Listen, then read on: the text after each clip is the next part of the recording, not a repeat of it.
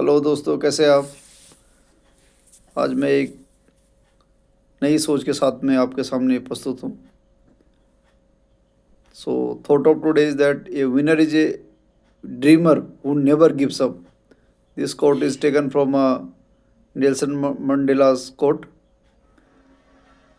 इसमें जो राइटर कहना चाहता है कि जो उन विनर होते हैं दे हैव सम ड्रीम, उनका कोई एक विजन होता है। दे आर ड्रीमर, उनका कोई एक विजन होता है स्टार्टिंग पॉइंट से लेकर के। जब वो स्टार्ट करते हैं लाइफ में तो उनका एक विजन होता है क्लियरिटी कि मेरे को ये करना है। और वो जब काम शुरू करते हैं तो इन दिस प्रोसेस उनको बहुत सारे चैलेंज आते हैं। और लेकिन दे हैव द पॉलिसी की, और नेवर गिव अप पॉलिसी होती है उनका।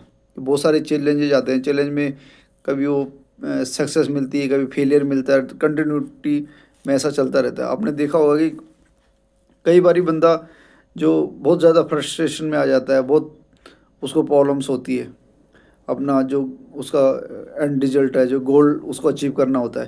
लेकिन बहुत सारे लोग जो लास्ट में जा कर के सरेंडर कर जाते हैं, बट जो विनर होते हैं उनका नेवर गिव अप पॉलिसीज रहता है। वो चाहे कितनी भी बार फेल हो जाए लेकिन वो अटेम्प्ट करना बंद नहीं करते कि they are always keep on trying, keep on trying, keep on trying. उनको पता होता है क्योंकि उनका जो कॉन्फिडेंस लेवल होता है that is on higher side. First thing, determination power बहुत स्ट्रॉन्ग होती है, विल पावर होती है, और हार्ड वर्किंग होते हैं।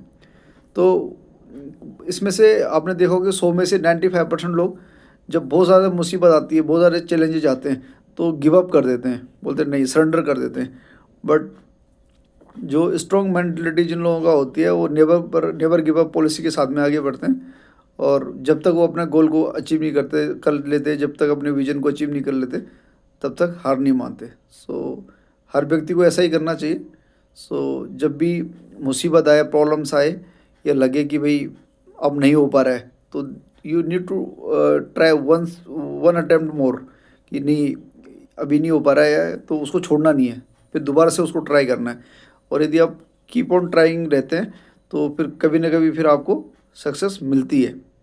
हो सकता है कि जो आपका विजन है उससे आप थोड़ा नीचे लैंड करें, लेकिन फिर भी उसको आपका सक्सेस माना जाएगा। तो एवरीबॉडी इन पर्सनल लाइफ और प्रोफेशनल लाइफ जहाँ भी हो, जो एक बार आपने सोच लिया है, तय कर लिया है, फिर पीछे नहीं मुड़ना।